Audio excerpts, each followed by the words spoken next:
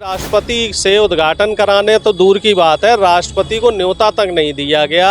और जब संसद का शिलान्यास हुआ था उस समय जो पिछले राष्ट्रपति थे कोविंद जी, उन्हें भी निमंत्रण नहीं दिया गया था। तो ये साफ तौर पे दिखा रहा है कि दलित हो चाहे आदिवासी हो, ये सिर्फ बीजेपी के वोट बैंक मात्र हैं और सिर्फ वोटों के लिए इन्हें दलित और आदिवासी याद आते हैं। और जब हक देने की बात आती है, हिस्सेदारी देने की बात आती है, तो इनको जो है कहीं ना कहीं अलग थलग कर दिया जाता है। रजनीश जी, क्या कहेंगे? 28 मई को उद्घाटन होना है। प्रधानमंत्री नरेंद्र मोदी जी नए संसद भवन का उद्घाटन कर रहे हैं। बड़े ही गर्व और गौरव की बात है। देखो साहब, गर्व और गौरव तब होता जब इससे भी अहम मुद्दे थे। आपको ध्यान होगा कि नए संसद का जो शिलान्यास है वो कोविड के दौरान रखा गया, जब देश बड़ी त्रासदी से जूझ रहा था, देश में एक महामारी फैली हुई थी। तो उस समय भी हमने विरोध किया था कि जो हजारों करोड़ों रुपया टैक्स का, जो गरीब जनता के टैक्स का पैसा जो है इस संसद भवन पे ना लगा के आप जनता के जन सरोकार के जो काम है उन पे लगाइए, ठीक है। लेकिन सरकार ने नहीं सुनी, क्योंकि तानाशाही सरकार है साहब। अब जब उद्घाटन की बारी आ गई तो उद्घाटन भी अब प्रधानमंत्री खुद करेंगे, जबकि संसद में जो सर्वोच्च पद है, दोनों सभाओं का जो सभापति होता है, राज्यसभा का और लोकसभा, वो राष्ट्रपति होता है। और मजे की बात यह है कि राष्ट्रपति से उद्घाटन कराने तो दूर की बात है, राष्ट्रपति को न्योता तक नहीं दिया गया। और जब संसद का शिलान्यास हुआ था उस समय जो पिछले राष्ट्रपति थे कोविंद जी, उन्हें भी निमंत्रण नहीं दिया गया था।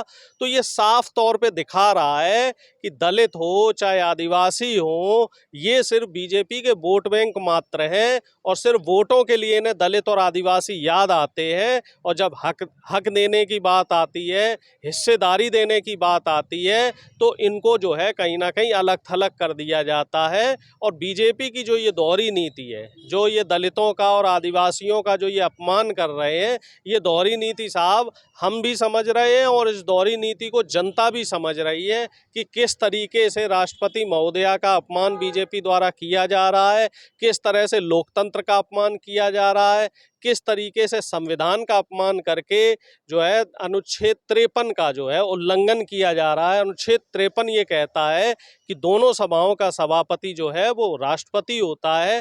तो कोई भी संवैधानिक चीज बनती है, कोई भी संवैधानिक काम होता है, तो उसमें राष्ट्रपति का होना जो है मैंडेटरी माना जाता है। लेकिन बीजेपी इतिहास को बदलने में आ चुकी है। बीजेपी जो है वो संविधान को तार तार करने में लगी हुई है। तो हमारा 19 पार्टियों ने लगभग इसका विरोध किया है, जिसमें हमारी पार्टी प्रमुखता से शामिल है।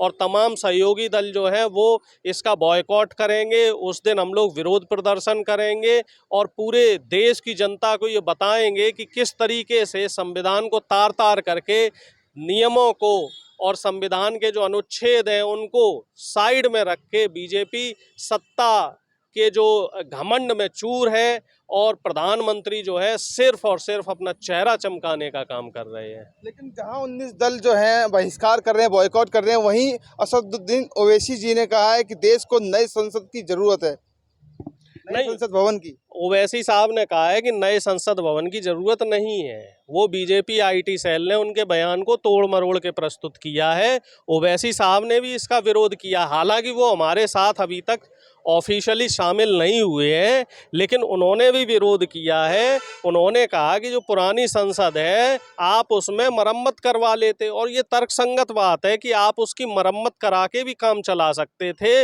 लेकिन तानाशाह को, लेकिन हमारे राजा को तो नई संसद चाहिए थी, क्योंकि इनको इतिहास में अपना नाम दर्ज कराना था। और जो तारीख है, तारीख पे भी विवाद हो रहा है। वही दिन क्यों चुना गया? एक ऐसे व्यक्ति की जयंती के उपलक्ष्य में आप संसद भवन का जो है उद्घाटन करेंगे, जो व्यक्ति अंग्रेजों की मुखबरी करता था अंग्रेजों के लिए, जो व्यक्ति अंग्रेजों से पेंशन लेता था, जिस व्यक्ति ने आज़ादी के आंदोलन में कोई योगदान नहीं दिया, जो लिखित माफ़ी मांगता रहा, और जो व्यक्ति स्वतंत्रता सेनानी जो हमारे थे उनके खिलाफ जो षड्यंत्र में शामिल रहा, ऐसे व्यक्ति की जयंती पे आप इस तरीके का काम करके देश को क्या संदेश देना चाहते हैं, देश की जनता को क्या बताना चाहते हैं? क्या आप विदेशों में अपनी छवि लेके जाएंगे? प्रधानमंत्री को ये चीज़ सोचनी होगी। बीजेपी को ये चीज़ सोचनी होगी। और बीजेपी जो है कर्नाटक की हार हुई है, उस हार को भुलाने के लिए मीडिया का अटेंशन दूसरी तरफ करने के लिए आनन फानन में 28 तारीख को इसका जो है उद्घाटन कर रहे हैं, जहां एक तरफ जंतर मंतर पे पहलवान बैठे हुए हैं जिनको 1 महीने से ज़्यादा का समय हो चुका है, उनके बारे में प्रधानमंत्री ने अब तक सुध नहीं ली। बीजेपी का उनके लिए अभी तक कोई स्टैंड नहीं आया। वहाँ दूसरी तरफ संसद का जो शिलान्यास हो रहा है, इस तरीके से जो उद्घाटन का काम हो रहा है, वो निश्चित तौर पे बड़ा ही निंदनीय है, बड़ा ही शर्मनाक है और बड़ा ही दुखद है। लेकिन मुद्दे पे आते हैं, लोकतंत्र और संविधान का अपमान है क्या ये नया संसद भवन का जो उद्घाटन कर रहे मोदी जी? देखो साहब, मैंने आपको पहले भी कहा कि संविधान के तहत इसका उद्घाटन जो है महामहिम राष्ट्रपति महोदया को करना चाहिए था, क्योंकि महामहिम राष्ट्रपति महोदया जी ही दोनों सभा की सभापति होती हैं, चाहे लोकसभा हो चाहे राज्यसभा हो। इनका प्रमुख जो है वो राष्ट्रपति को माना गया है। प्रधानमंत्री सिर्फ कार्यपालिका का प्रमुख होता है। कार्यपालिका का प्रमुख होने के नाते प्रधानमंत्री का कोई दर्जा नहीं बनता है कि प्रधानमंत्री संसद का उद्घाटन करें। जनता तो इसका विरोध नहीं कर रही, तमाम पार्टियां विरोध तो कर रही हैं, लेकिन जनता इसका विरोध करता हुआ दिखाई नहीं दे रहा। जनता के पास जब जाओगे, जनता से आप बात पूछोगे, तो जनता तो ये कहेगी कि नई संसद की जरूरत क्या है। भाई, जनता को थोड़ा ही संसद में बैठना है, संसद में तो सांसदों को बैठना है। जब विपक्ष के सांसद नई संसद का विरोध कर रहे थे, जनता तो इस समय महंगाई बेरोजगारी पे बात करना चाह रही। युवा तो ये चाह रहा है कि उसको रोजगार दिए जाए। जब रोजगार की बात आती है तो सरकार कहती है हमारे पास फंड नहीं है, लेकिन नई संसद चलाने के लिए इनके पास फंड आ जाता है। जब किसानों की समस्या पे बात की जाती है, किसानों को मुआवजे देने की बात की जाती है, तो बीजेपी के प्रवक्ता आज के ये कहते हैं कि साहब ये फिजूल खर्ची हम नहीं कर सकते, सरकार के पास इतना फंड नहीं है, देश कोरोना की जो है त्रासदी से अभी होके गुजरा है, अभी जो है अर्थव्यवस्था देश की ठीक नहीं है। और फिर नई संसद का फिर साहब वहाँ के लिए पैसा कैसे आ गया, वहाँ के लिए हजारों करोड़ रुपया क्यों आ गया। ये सरकार कांग्रेस से तो 70 साल का हिसाब मांगती है कि 70 साल में कांग्रेस ने क्या किया, लेकिन ये भूल जाते हैं कि 9 साल से आप भी सत्ता में हैं। 9 साल में जो आपके कार्यों का लोखा जोखा है वो जनता को आप कब देंगे, उनको रिपोर्ट कार्ड जनता को कब दिया जाएगा। अरे आप अपनी एक योजना तो लागू रख नहीं पाए। आपने 6 साल पहले 7 साल पहले नोटबंदी की थी, उसको तो आप बरकरार नहीं रख पाए। वो नोट आपको 2000 के वापस लेने पड़ रहे हैं क्योंकि बैंकें खाली हो गई हैं, कालाबाजारी दोगुनी हो चुकी है। तो तमाम ऐसी चीजें हैं जिन पे बीजेपी जनता के सवालों का जवाब नहीं दे पा रही है। बड़ा प्रहार बताया जा रहा था ये तो 2000 के नोट। अब वो तो आप देख लो ना, जब 2000 का नोट शुरू किया गया था तब भी कह रहे थे साहब काले धन पे बड़ा प्रहार है, इसमें नैनो चिप लगी हुई है। अब नोट बंद कर रहे हैं तब उसे भी मास्टर स्ट्रोक बता रहे हैं। जब कृषि कानून लगाए थे तब उसे भी मास्टर स्ट्रोक बताया गया था। जब कृषि कानून हटाए गए, मोदी जी ने माफी मांगी, तब उसे भी मास्टर स्ट्रोक बता दिया गया।